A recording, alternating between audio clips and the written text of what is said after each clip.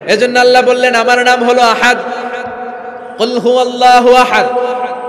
এরপর আল্লাহ বললেন আল্লাহুস সামাদ, আমার নাম হলো সামাদ। ওনার নাম কি? সামাদ মানে অমুখাপেক্ষী, কাদিউল হাজাত, যিনি সবার চাহিদা পূরণ করে। তিনি কে? যিনি সবাইরে দেয়, কারো কাছ থেকে কিছু চায় না। তিনি কে? সবাই যার কাছে ঠেকা, যিনি কারো কাছে ঠেকা না। চিল্লায় বলেন তিনি কে? মা ইউসমাদু ইলাইহিল খালকু কুল্লু, যার দিকে গোটা পৃথিবী হাত পেতে ফরিয়াদ করে, যার দিকে পৃথিবীর সব সত্তা তাকিয়ে থাকে। তিনি রহমতের বারিধারা নাজিল করলে, তিনি রিজিক দিলে আমাদের বেঁচে থাকা সম্ভব। তিনি ছাড়া কেউ আমাদের রিজিকের যোগান দিতে পারে। তার নাম সামাদ। চিল্লায় বলেন তার নাম কি?